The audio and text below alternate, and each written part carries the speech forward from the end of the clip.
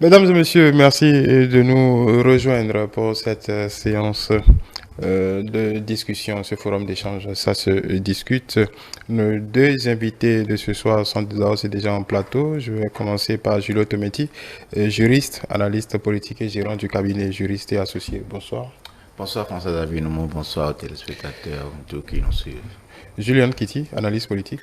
Bonsoir. Bonsoir Monsieur Noumou, bonsoir aux amis téléspectateurs de E-Télé. Voilà, le président de la République est en visite officielle depuis hier au Brésil. Nous allons y revenir pour quelque peu discuter des retombées potentielles de cette visite pour notre pays. Mais en attendant, nous allons revenir sur un sujet qui fait l'actualité depuis quelques jours. C'est cette, disons, cette saillie, cette déclaration quelque peu tapageuse que l'activiste béninois Kémy Séba a tenue à Niamey, depuis Niamey il y a quelques jours, pour justifier quelque peu la position des autorités nigériennes, apporter selon lui les preuves des craintes des autorités nigériennes envers le Bénin. Donc, apporter de l'eau au moulin à ce qui est dit. Des militaires français seraient au Bénin pour former des terroristes devant attaquer le Niger. Voilà un peu la quintessence de ce qui a été dit, des Nigériens noirs français qui seraient dans les rangs des forces armées béninoises. Julio Tometti, je le disais, cette prise de parole de Kémy Séba a beaucoup fait parler.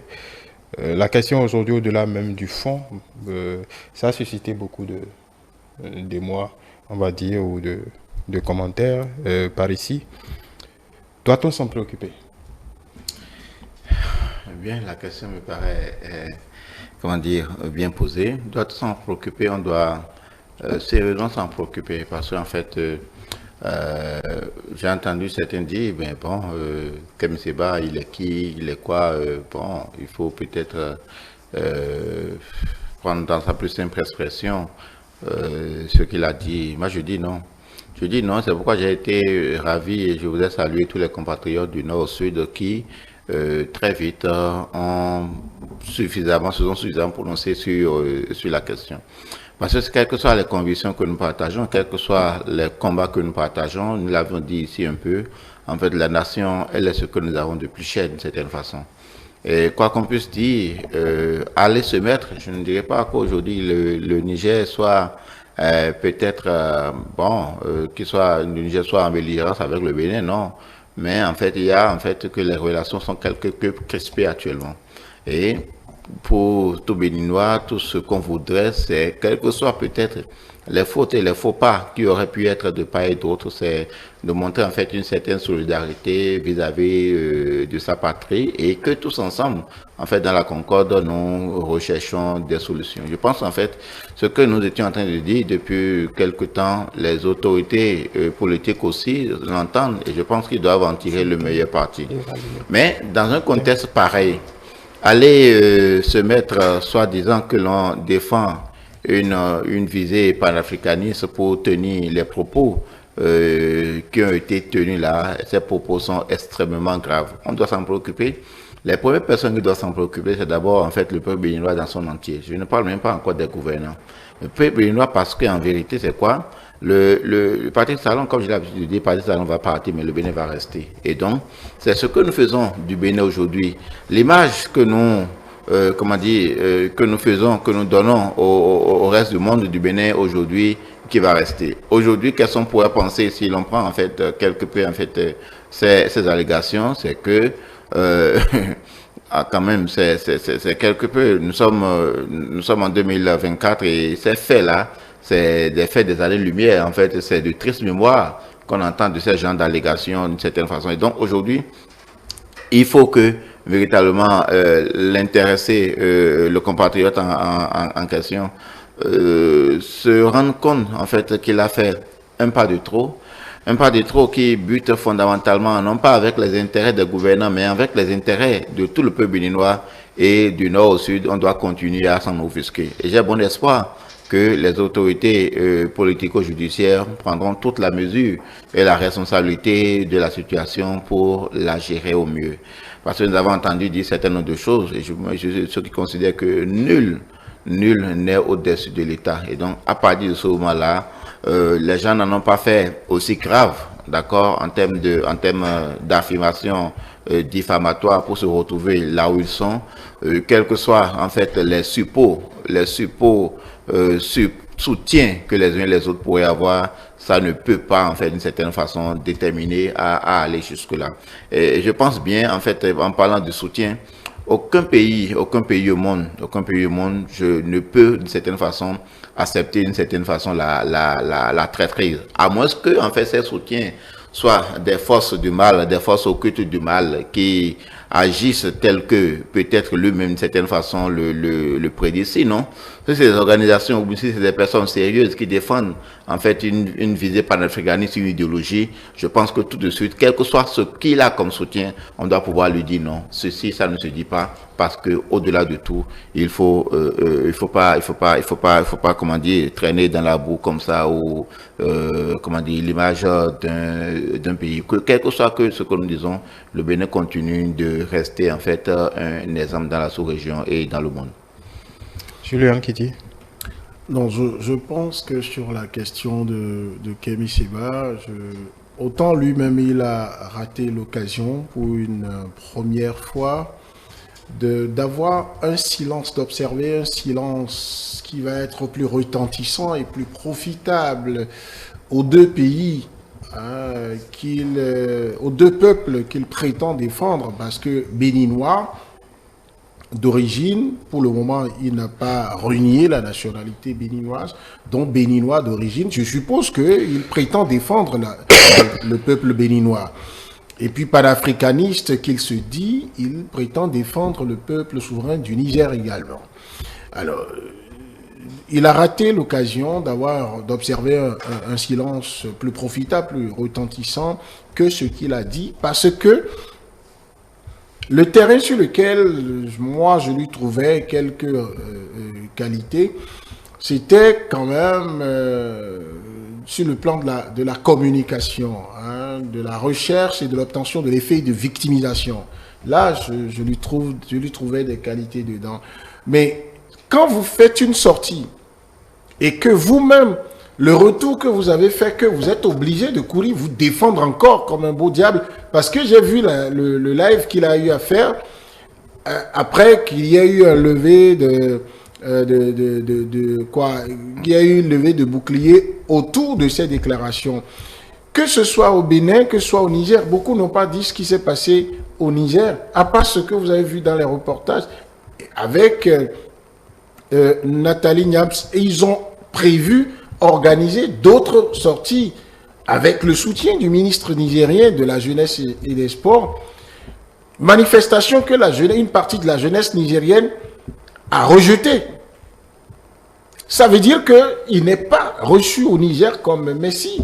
Il a juste le tapis rouge de la junte militaire qui lui permet, sur son territoire, de faire des déclarations qui émeuvent, de faire des déclarations que la junte militaire a malheureusement envie d'entendre, c'est-à-dire la diabolisation du président béninois, de la France, répéter que Patrice Talon constitue le dernier ou le principal allié ou bras armé de la France néocolonisatrice, que le Bénin reste encore selon lui le bastion de la France dans la sous-région et c'est le plus ridicule que je trouve, et ça, ce n'est pas fort le mot que j'utilise, pour déstabiliser le Niger. Je voudrais d'abord dire sur les questions, être un expert des questions de sécurité, de géopolitique, ou de géostratégie surtout, mais je ne pense pas que le Bénin puisse déstabiliser le Niger et être à l'aise. Quand vous regardez la carte de nos pays là, si on utilise le Bénin pour déstabiliser le Niger, le Bénin ne s'en portera pas mieux. Et le président béninois n'est pas là pour lui-même, il est là pour le peuple béninois. Et tous les actes qu'il pose depuis, tous les propos qu'il tient montrent que lui-même, président béninois, il veut que le peuple béninois se sente à l'aise dans les relations qui devraient exister entre le Niger et le Bénin. Alors, regardez le contexte dans lequel Kémy Séba fait ses dernières sorties. Assurément, et dans l'absolu, il a raté le coach. Sa cote de popularité en prend un coup et il se positionne comme un ennemi des deux peuples.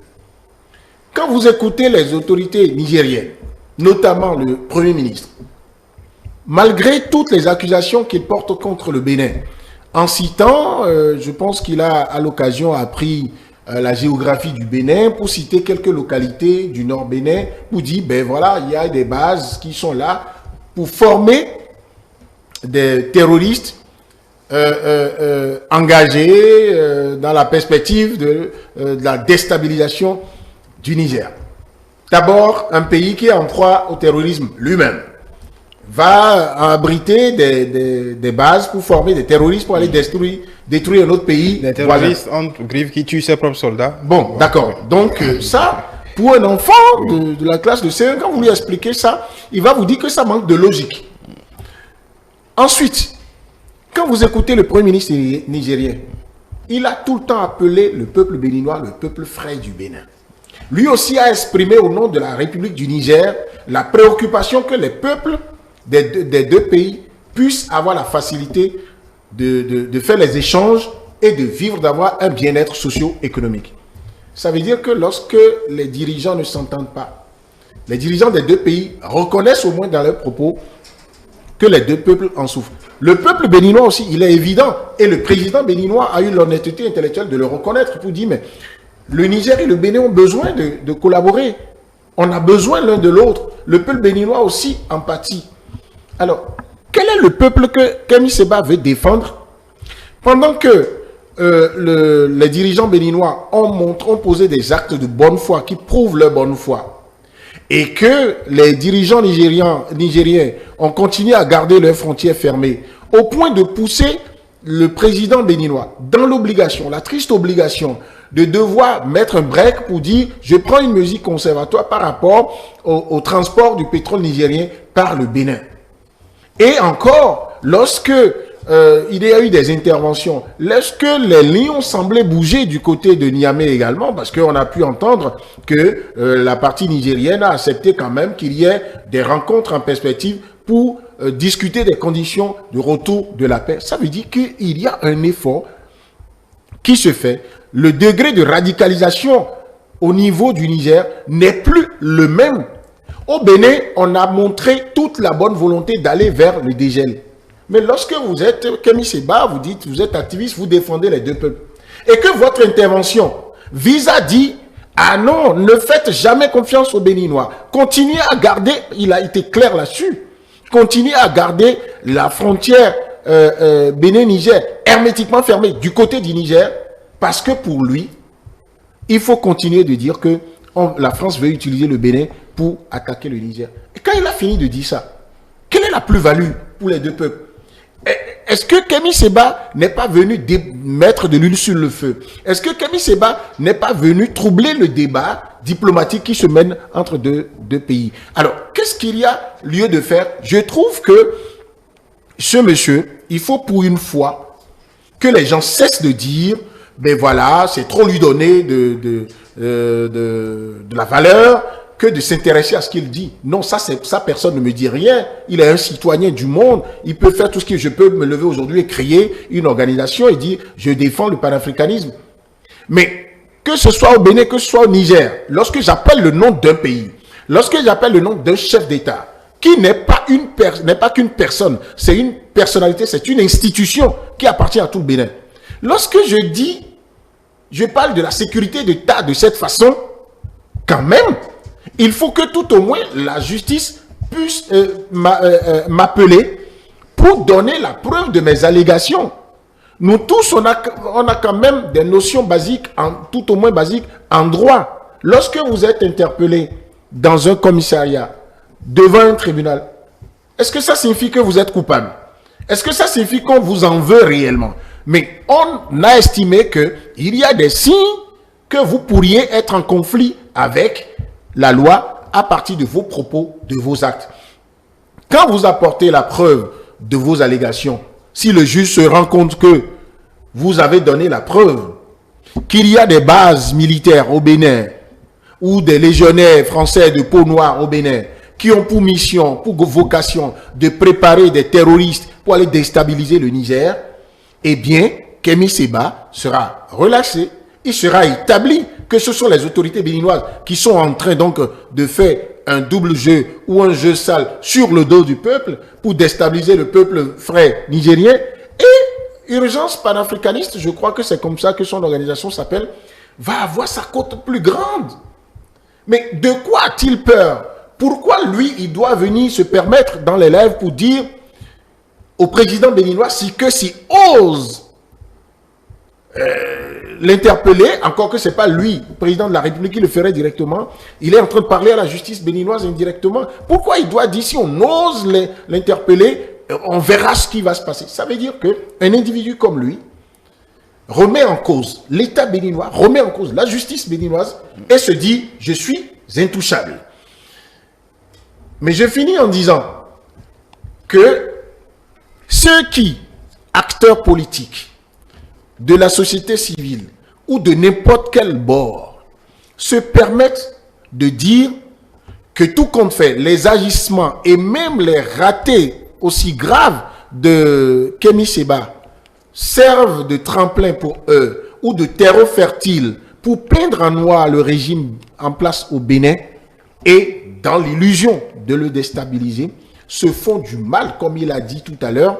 Patrice Talon n'est qu'un serviteur à qui on a donné mandat pour diriger notre pays pendant 5 ans. On le lui a renouvelé. Il fera encore 5 ans, mais le Bénin va rester. Ce qui va se passer, c'est qu'il arrivera un jour. Quelqu'un va se lever au Bénin pour dire à la télévision, ou bien prendre son smartphone, faire un live et dire, bon, demain matin, il y aura un coup d'État au Bénin. Et quand on va vouloir l'interpeller, la justice va vouloir s'auto-saisir de ça pour l'interpeller, il va dire, mais Kémy Séba a dit pire que ça. Il a suffi que lui, il s'empresse de dire, je n'ai pas peur, et vous l'avez laissé. Mais même quand, devant la justice, il sera condamné. Vous savez, ce n'est pas parce qu'on condamne quelqu'un qu'on a rendu justice. Je me rappelle, c'est l'actuel ministre français de la Justice, l'un des plus grands avocats français, qui au terme d'un procès où il a raté l'acquittement pour son client, a regardé les juges et a dit, vous avez condamné mon client, mais vous n'avez pas rendu justice. Oui. Rendre justice, c'est également mettre tous les citoyens au même pied d'égalité devant la loi. Donc, voilà. De ce point de vue, si les gens pensent qu'appeler son nom, ça lui fait de la publicité, ils n'ont qu'à savoir que sur les 12 millions de Béninois, si on va interroger les gens dans leur dernier retranchement, vous aurez plus de 11 millions qui vont vous dire, nous voulons voir que Kémy Séba et nous avons les mêmes droits. Voilà. Julio Tometi, est-ce que, au regard de ce que vous venez de dire, tous deux, est-ce que vous souscrivez à la volonté de certains Béninois? Il y a d'ailleurs une plainte, il n'y a pas de confirmation officielle. Vous souscrivez à ce que la justice béninoise s'en mêle, bien se mêle de cette histoire? La justice béninoise ne peut pas ne pas s'en mêler. La justice ne peut pas béninoise ne pas s'en mêler, en ce sens que, comme je l'ai dit tantôt, nous avons des référents.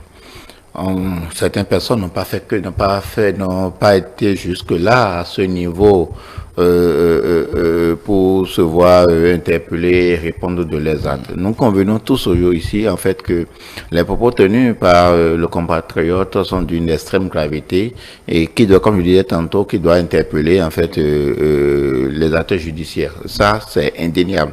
Ne pas le faire, en fait, c'est ce serait, comme on peut le dire, un déni de justice d'une certaine façon.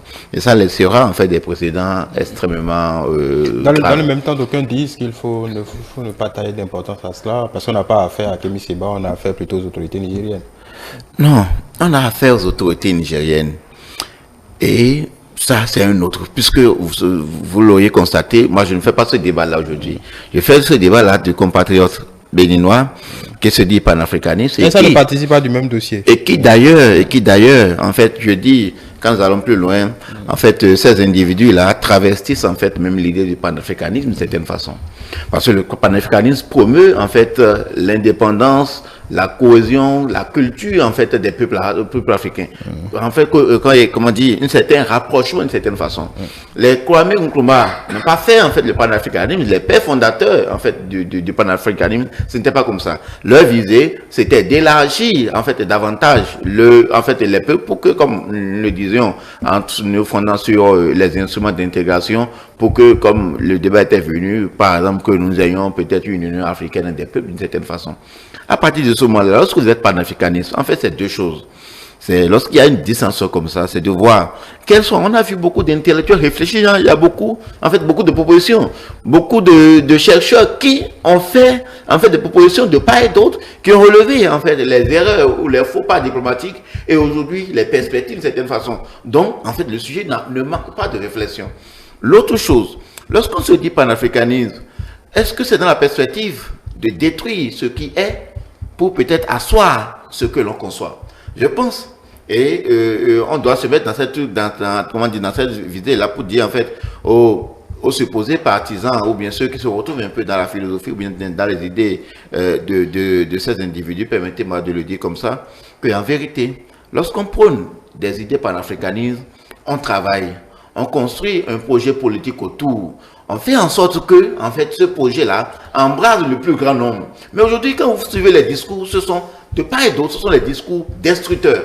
C'est-à-dire quoi? Vous n'avez pas besoin de détruire les existants, bien vous n'avez pas besoin de détruire les autres pour construire, en fait, vos idées. Qu'est-ce qui empêcherait, par exemple, ces individus, comme je le disais tantôt, j'ai entendu certaines choses par le passé, j'ai dit, mais j'attends de voir comment ça va se passer.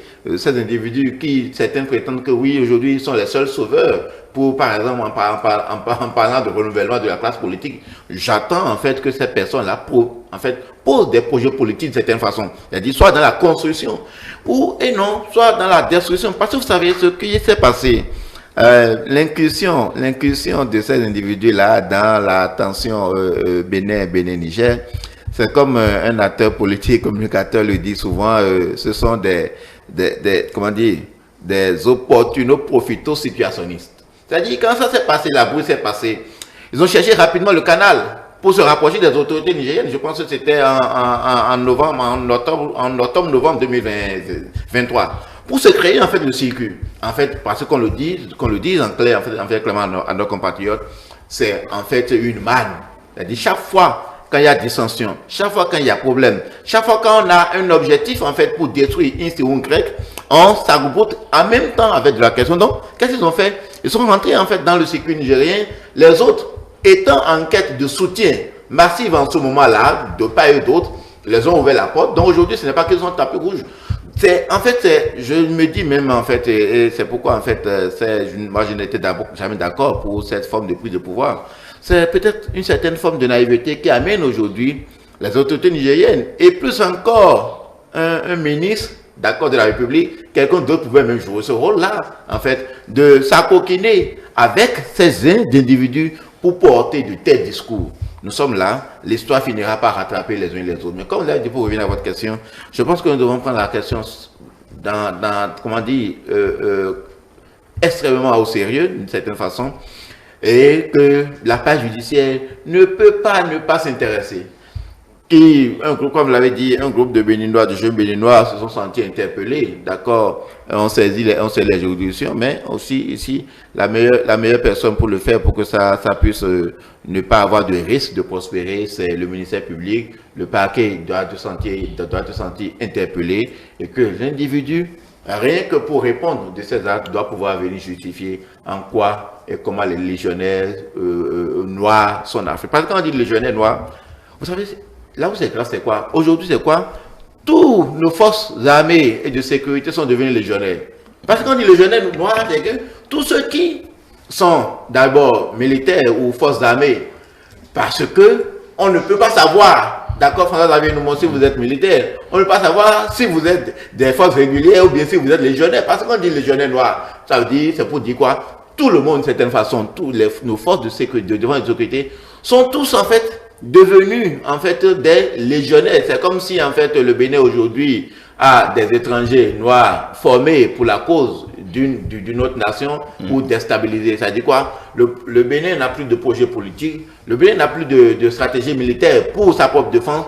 Toutes les stratégies militaires du Bénin aujourd'hui s'orientent vers la déstabilisation du pays frère qu'est le Niger, et c'est ce que soutient en fait le compatriote. Il faut le dire comme ça, parce que tu n'as pas un autre nom.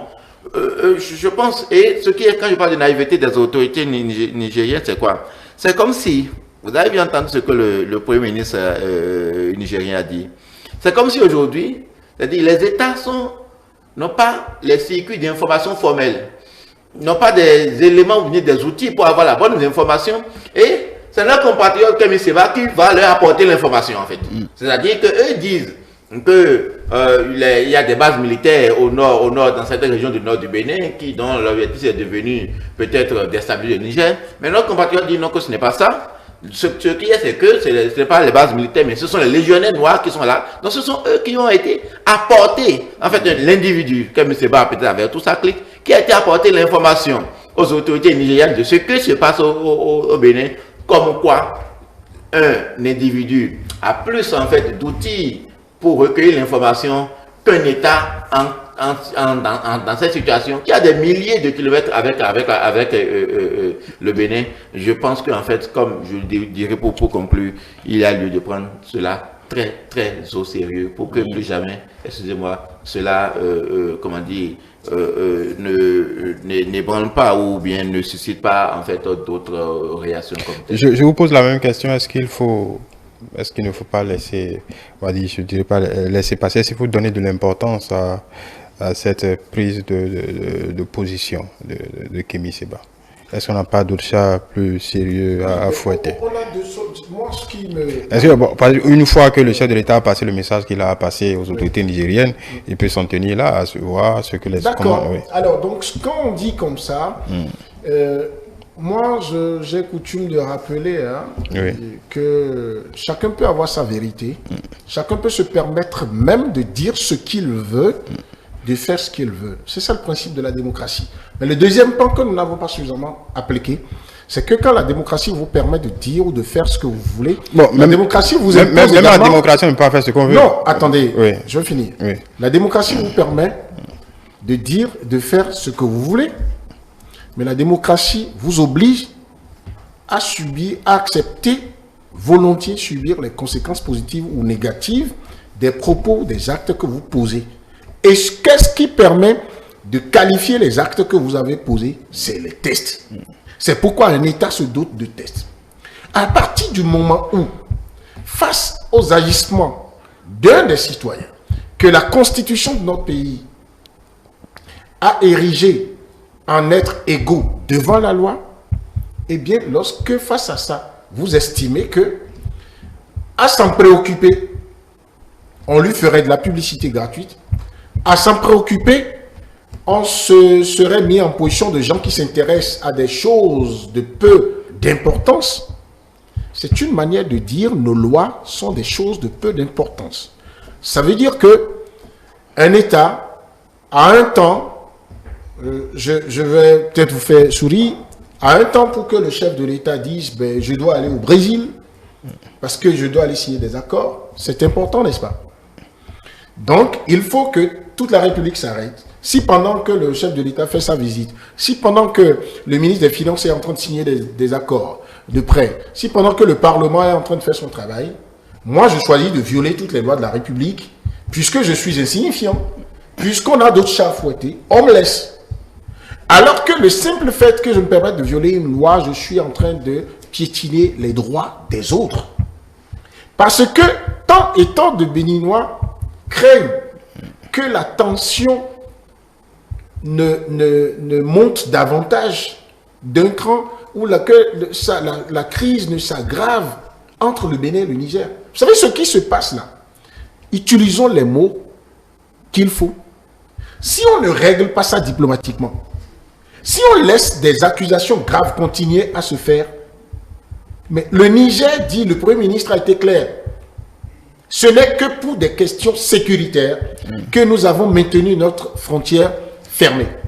Raison sécuritaire, pourquoi? On veut former des terroristes pour nous déstabiliser. Ça veut dire que l'armée nigérienne, d'accord, puisque la logique est universelle, il m'est permis de conclure, d'en déduire que l'armée nigérienne est en état d'alerte maximale, orientée vers le Bénin, comme quelque part d'où le danger peut venir.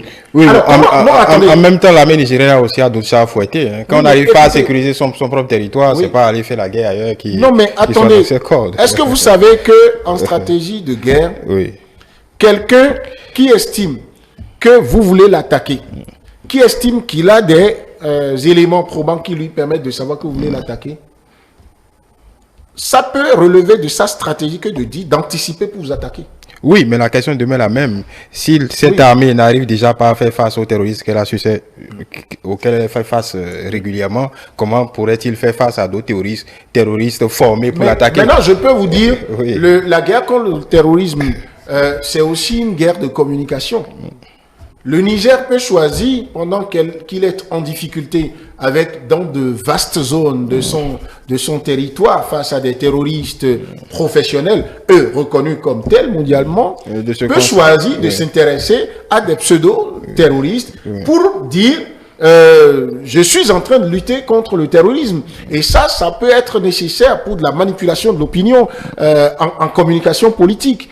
Parce que le Niger, présenté aujourd'hui comme, si jamais le Niger est présenté comme faible, depuis qu'on est en train de parler de cette crise entre le Bénin et le Niger, et que le Niger ne fait que répéter qu'il va être attaqué à partir du Bénin, est-ce que vous avez encore eu des informations sur l'actualité de la lutte du Niger, des forces armées nigériennes, contre le terrorisme? Les pertes qui sont en train d'enregistrer des situations? Non. Donc, on concentre l'opinion sur ça. Mais le problème après, c'est deux peuples qui subissent, d'accord, comme des herbes, comme on dit dans l'adage, les herbes qui souffrent quand les éléphants se battent. Mais je répète quelque chose.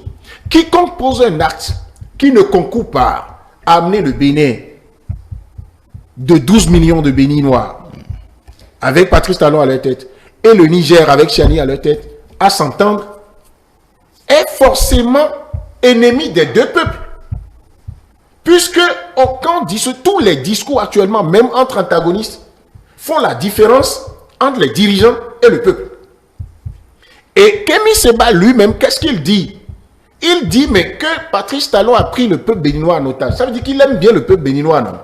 Ça veut dire qu'il veut, normalement quand il va voir les dirigeants nigériens, il devrait pouvoir, s'il veut leur offrir de l'expertise, tant est qu'il en a, c'est de leur dire, voici comment vous pouvez tenir compte du peuple béninois et ne pas réduire votre position et leur donner les informations qu'ils croient détenir pour que le Niger puisse se référer à des structures peut-être internationales pour dire, puisque le Bénin a dit, je suis même prêt à ce que des délégations nigériennes d'autorités formelles viennent ici pour qu'on sillonne le pays.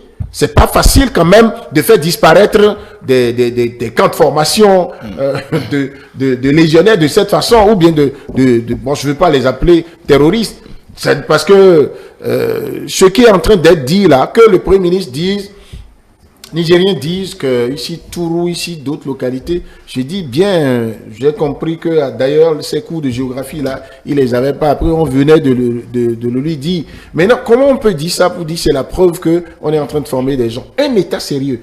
Écoutez, il a dit tout à l'heure, un État ne prend pas des informations chez un activiste pour former la position, la posture officielle de l'État face à un autre État qu'on croit être adversaire. Et même si... Peut-être cet activiste est un agent secret, non, il a tout un réseau d'agents secrets. Là, vous venez d'utiliser... qui ont les bonnes informations. Peut-être qu'il y a une agence de... Non, vous venez d'utiliser une expression qui ne sied pas à Kémy Séba. Parce qu'un agent secret ne vient pas faire de tapage. Oui. Peut-être que c'est lui secret, le patron. Ça signifie qu'il est dans l'ombre, il donne les informations. Oui, peut-être que c'est lui qui dirige la troupe. Donc quand la troupe a les informations, il vient présenter. La troupe, il faut déjà...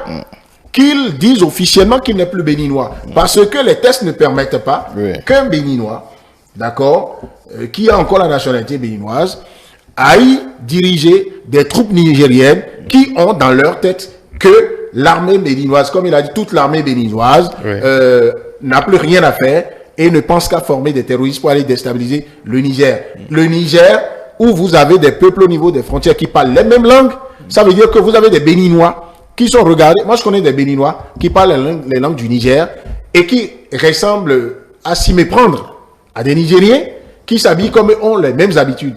Bon, je ne sais pas comment le Bénin va pouvoir servir à ça. Tout est possible dans la vie, si tant est que ce sont les autorités béninoises, je le répète, qui sont en train de ne pas nous dire la vérité. Mais M. Kémy Séba n'a qu'à bien venir calmement. Je l'ai vu et perdre sa sérénité dans la vidéo qu'il a faite après qu'il a été attaqué.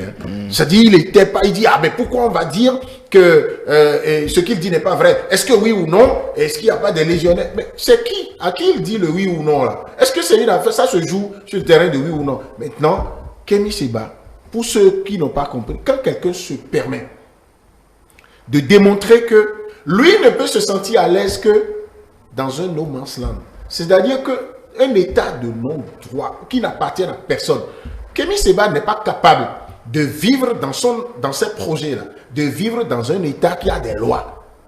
Ça ne lui permettra pas d'avancer. Parce que vous allez lui demander, comme vous dites là, si tant que vous voulez mener une guerre politique, venez créer un parti politique, venez avoir une organisation. Dites, Kémy Séba dit panafricanisme. Monsieur Noumon, 2-3 questions. Le panafricanisme là, ce n'est pas dans l'agriculture. Kémy Séba n'a jamais dit comment les peuples africains vont s'autosuffire au plan alimentaire. Et il n'a jamais parlé des OGM.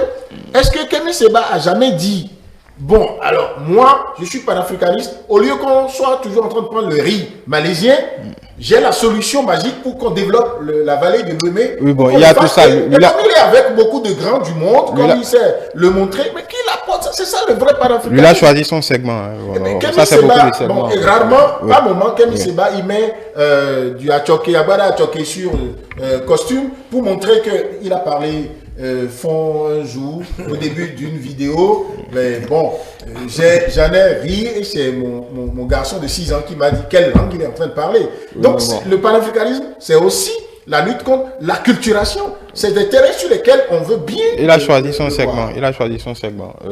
Gilot Tometi, pour finir, on parle de Kémy Séba, bien entendu, mais bon, ne devrait-on pas s'inquiéter de ceux qui, à l'intérieur, donnent de l'eau au moulin de ce qu'il dit et le défendent d'ailleurs. Il y a beaucoup de Béninois qui se sont levés contre, mais il y en a d'autres, et non des moindres aussi, qui donnent du crédit à ce qu'il dit.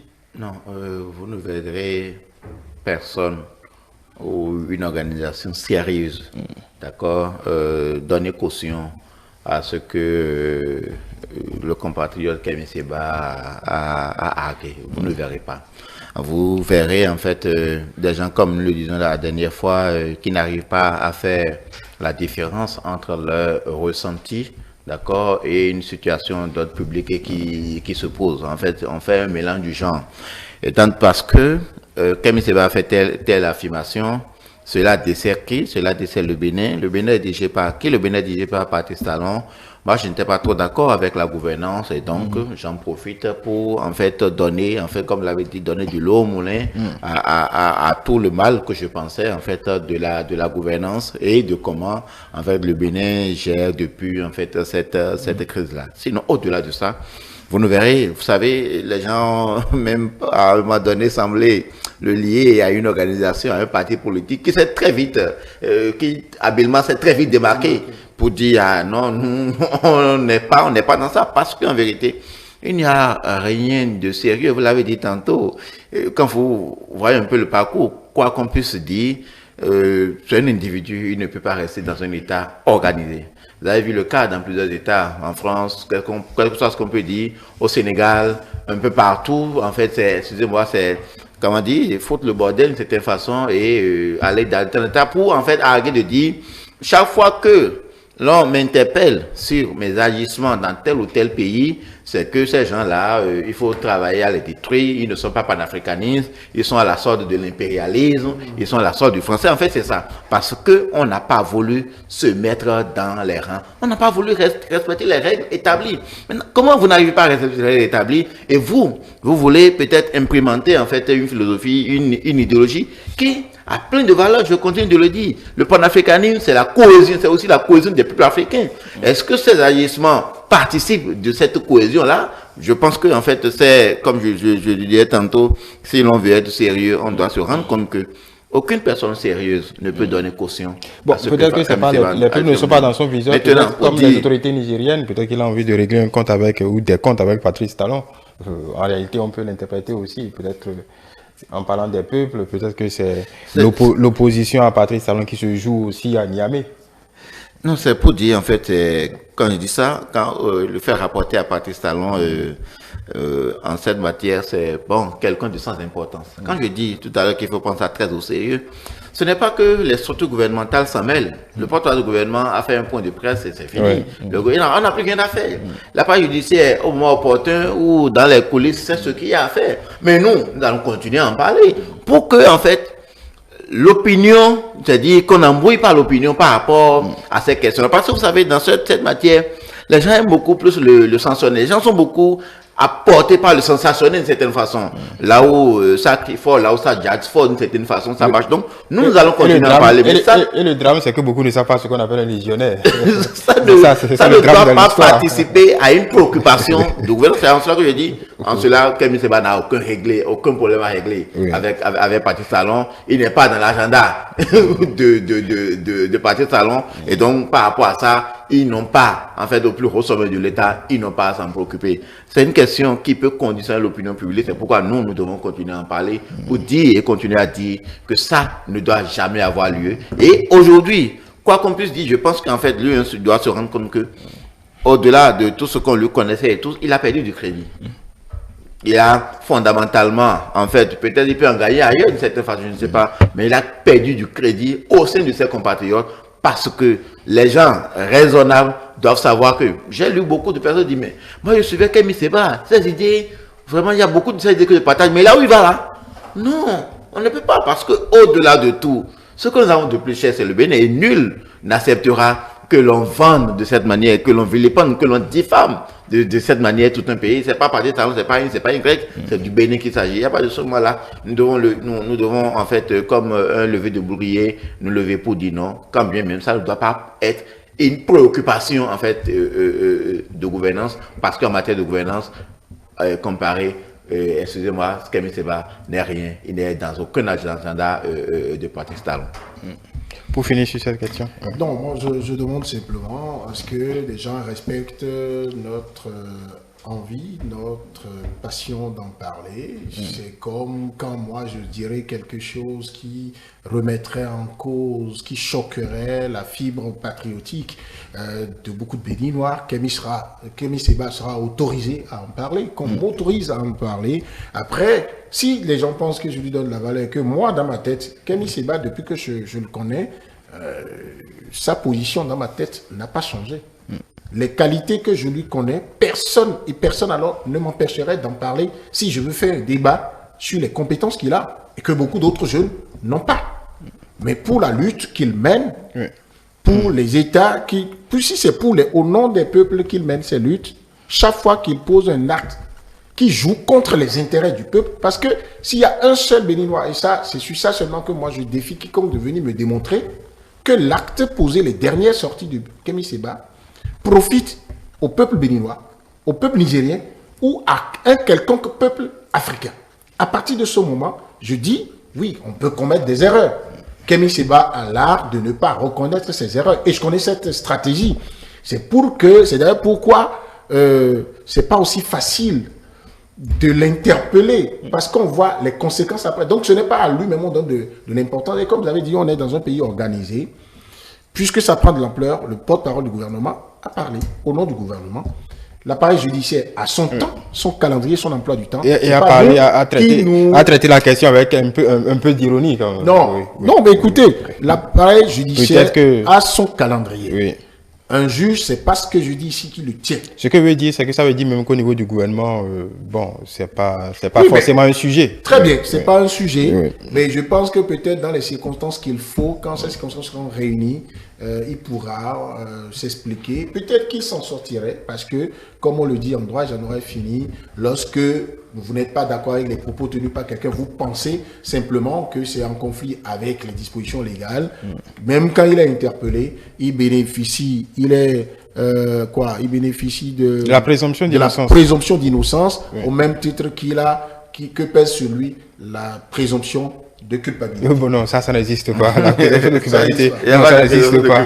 Il n'y a pas de le droit contradictoire. Il n'y a pas de présomption de culpabilité. Non, attendez. Est-ce que quand on vous interpelle, parce que sa cause soit défendue, il y a un droit contradictoire. Non, attendez. Là, je ne suis pas d'accord. C'est-à-dire que vous dites... Vous ne pouvez pas être d'accord avec l'expression, mais je vous dis, c'est les deux qui existent. Lorsque vous allez devant une juridiction, si on vous a traîné dans des enquêtes préliminaires, on vous a interpellé d'abord parce qu'il y a des soupçons que vous avez posé un acte qui pèse sur vous. Même quand il y a des soupçons, jusqu'à ce qu'on donne le verdict, c'est que vous êtes présumé innocent. Vous êtes présumé innocent. Oui. On peut démontrer que vous êtes coupable, mais on ne peut pas. Présumé... Le juge ne peut pas avec une présomption de culpabilité. Ah non, mais ce gars-là, pour moi, vous êtes présumé autant présumé coupable qu'autant présumé innocent. Parce qu'à la fin, c'est le discours. On peut déclarer que vous êtes innocent, comme on peut déclarer que vous êtes mais la présomption pour moi, c'est qu'on soupçonne. D'accord, dans aucune justice, ça existe. On n'est pas non plus. C'est la communication politique. Historiquement, c'est la communication politique qui a introduit ce terme-là pour perturber un peu les juges. Et donc, vous comprenez que je puisse utiliser le langage de la communication politique. Nous ne sommes pas dans un débat judiciaire. Et jusqu'à preuve du contraire, c'est la présomption d'innocence. Et j'ai le droit d'utiliser l'expression de la communication politique ou pas. Oui, c'est ça. Donc, voilà. Respecter mes droits sur le plateau. Voilà. Et pour tous les étudiants en droit qui nous suivent, ça n'existe pas. Je ne suis pas dans un cours de droit. Moi, je ne suis pas dans un cours. Ça n'existe pas. Voilà, nous avons épuisé le temps qui nous est imparti. On avait un second sujet. On n'aura pas le temps d'aller dans le fond. C'est-à-dire que, pour rappeler que le président est au Brésil depuis hier pour une visite officielle de quelques jours. Il a été reçu ce matin par le président Lula. Voilà, on aura le temps de revenir sur ce séjour du président de la République à la tête d'une forte délégation de ministres et d'autres autorités pour quelque peu nouer des partenariats comme vous en doutez bien. Et peut-être première nouvelle, le président de la République qui, conformément à une décision qui a été prise il y a quelques jours, offre la nationalité béninoise à tous les afro-descendants. Je pense qu'il a annoncé officiellement au président brésilien, y compris le président brésilien lui-même, donc il peut devenir béninois dès demain. Ça, c'est du panafricanisme. Ça, c'est bon. Ça, c'est du panafricanisme. Voilà. Mais il faut se réjouir d'appartenir à un État qui sait que pour agir aujourd'hui, il faut interroger l'histoire. Il y a des liens extrêmement forts entre ces peuples-là, comme le peuple haïtien par exemple.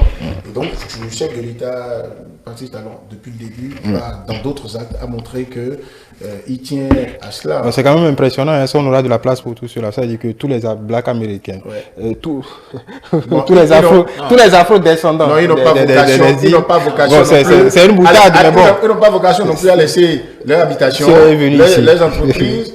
Mais ils peuvent avoir le passeport. Ça fait des siècles que vous n'avez pas pensé à eux, donc ils ont eu le temps de se construire plusieurs générations là-bas.